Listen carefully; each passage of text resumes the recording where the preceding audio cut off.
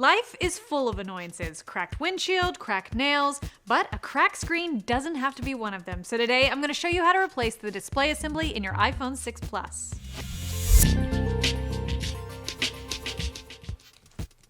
Hi, I'm Gwendolyn, and for this repair you're going to need a pentalobe screwdriver, an ice clack, a spudger or plastic opening tool, tweezers, and a Phillips 00 screwdriver. Please note that if you're replacing the whole Touch ID component, you will lose Touch ID functionality. Installing a new home button will only restore ordinary home button functions. I already have the majority of the tools I need in my ProTech toolkit, so I'm ready to get started. And I also have my magnetic mat. It helps keep screws organized, so I never do a repair without it. When you do your repair, be sure to follow the step-by-step guide on iFixit.com. Not only does it walk you through the complete repair, but you can also see comments and notes from other users who have followed it, which is really cool and very helpful.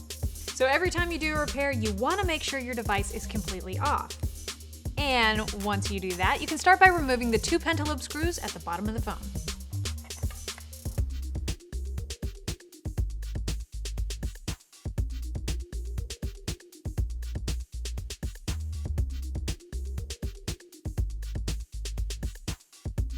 With those screws out, now we're ready to open our phone. To do that, I'm going to use this tool called the ice clack. The ice clack pries your phone open just enough, making sure it won't damage any cables inside your iPhone.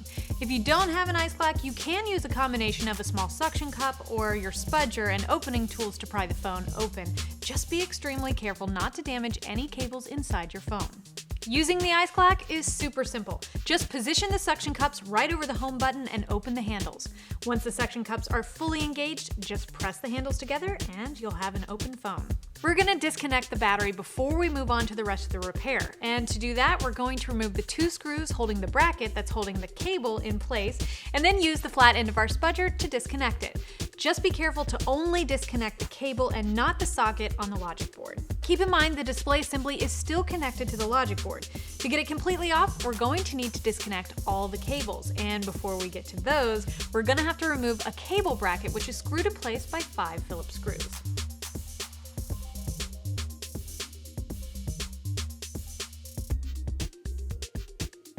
And there are all those cables. To disconnect them, I'm just going to use the flat end of my spudger.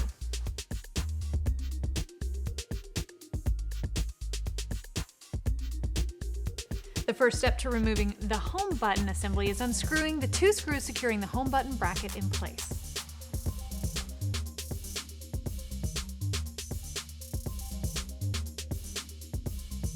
Now that we have those 2 screws and the bracket out, we're going to use our spudger to peel the home button cable from the front panel.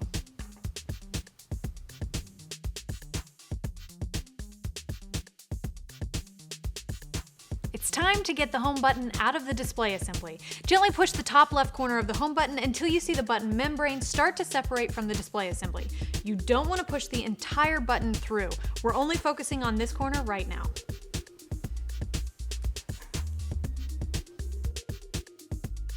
Once you have that corner up, use the tip of your spudger to release the home button the rest of the way.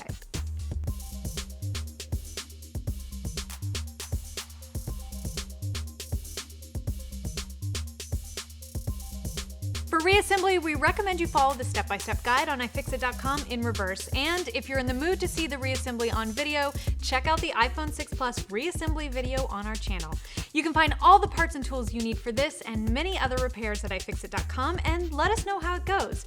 You can find me on Twitter at Gwendolyn Gay and follow iFixit at iFixit. Don't forget to subscribe to our YouTube channel to stay up to date on all our latest teardowns and repair videos, and you can give us a like on Facebook at facebook.com/iFixit.